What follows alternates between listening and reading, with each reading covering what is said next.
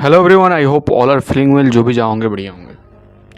और इस वीडियो में हम लोग देखेंगे कि आखिर सेंगोल क्या है और सेंगोल का उपयोग कहाँ किया जाता है और ये इतना ज़्यादा प्रचलित कैसे हुआ। इन सारी चीज़ों के बारे में हम लोग इस वीडियो में देखेंगे। अगर बात करें सेंगोल की, तो एक सोने की परत चढ़ा हुआ चांदी का राजदंड है जो भारत के नई दिल्ली में नए संसद भवन में स्थापित है। राजदंड मूल रूप से पहले प्रधानमंत्री जवाहरलाल नेहरू ने भारत की स्वतंत्रता से पहले एक धार्मिक समारोह में तमिल अधिनियम द्वारा उपहार में दिया गया था। सेंगोल को 70 वर्षों तक इलाहाबाद संग्रहालय में रखा गया था। 2023 में प्रधानमंत्री नरेंद्र मोदी के द्वारा भवन के उद्घाटन पर अपने वर्तमान स्थान पर नहीं ले जाया गया। इसके साथ ही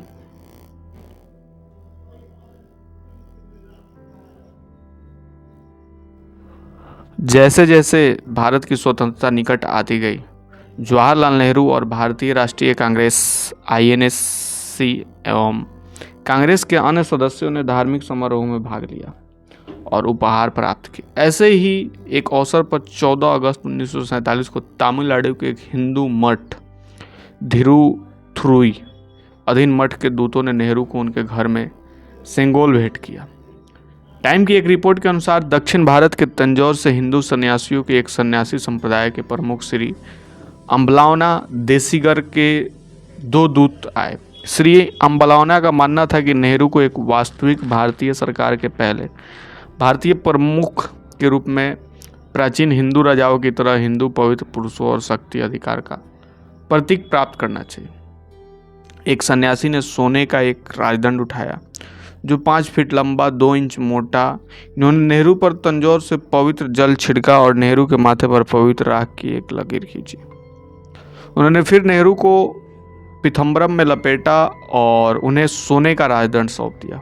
उन्होंने नेहरू को कुछ पके हुए चावल भी दिए जो उसी सुबह दक्षिण भारत में नृत्य करने वाले भगवान नटराज को चढ़ाए गए थे। फिर विमान से दिल्ली ले जाया गया। उस समय सार्वजनिक चर्चा पर इस घटना का नगण्य प्रभाव पड़ा। समकालीन समाचार क्लिप ने शिष्टाचार के रूप में सेंगोल के उपहार को दर्ज किया। इसके तुरंत बाद सेंगोल और नेहरू के अन्य सामान इलाहाबाद संग्रहालय को दान कर दिया, जहां राजदंड पर पंडित जवाहरलाल नेहरू को भेंट की गई स्वर्ण छड़ी का लेबल लगा दिया गया। सेंगोल को तब तक काफ़ी हद तक भुला दिया गया था, जब तक कि इसका इस्तेमाल 2023 में नए संसद भवन नई दिल्ली के उद्घाटन में नहीं किया गया। उद्घाटन के समय प्रधानमंत्री नरेंद्र मोदी, जो तमिलनाडु में 20 अधिनियमों का नेतृत्व करने वाले हिंदू पुजारियों के साथ थे, लोकसभा के अध्यक्ष की कुर्सी के साथ सेंगोल स्थापित किया। इसके साथ ही भारत सरकार ने सेंगोल के अब बदनाम आख्यान को यूनाइटेड किंगडम से भारत में सत्ता के हस्तांतरण का प्रतीक बताया।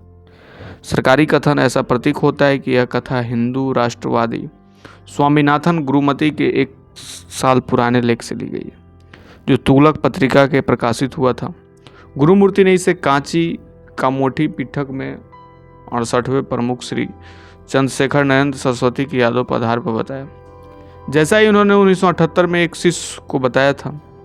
सरकार के अनुसार लॉर्ड माउंटबेटन द्वारा सत्ता के हस्तांतरण को चिह्नित करने के लिए एक प्रतीक के बारे में पूछे जाने पर नेहरू ने अपने साथी कांग्रेस नेता सी राजगोपालाचारी के साथ इस मुद्दे पर चर्चा की, जिन्होंने नेहरू को सेंगोल के हस्तांतरण की चोल परंपरा से अवगत कराया और उनकी सहमति से एक सेंगोल बनाने के लिए तिरुवंतुराई अधीनतम मठ के दुष्टा से संपर्क किया। भिक्षुओं का एक प्रतिनिधित्व मंडल इस सेंगोल को पहले माउंटबेटन और फिर एक आधिकारिक समारोह के नेहरू को भेंट करने के लिए दिल्ली गया। ये दावे संदिग्ध हैं। इस बात का कोई सबूत नहीं है कि माउंटबेटन या राजगोपालाचारी इस प्रक्रिया में शामिल थे। इस समारोह का कोई आधिकारिक महत्व था कि नेहरू ने इस घटना के सत्ता के हस्तांतरण के रूप में देखा या कि प्रतिनिधित्व मंडल ने हवाई यात्रा की।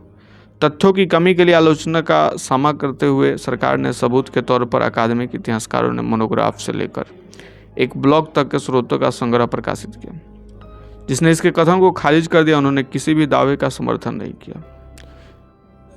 विश्लेषकों के अनुसार सेंगोल के साथ 2023 का प्रकरण भारतीय जनता पार्टी कि खुद को तमिल संस्कृति के चैंपियन के रूप में पेश करने की रणनीति का हिस्सा था।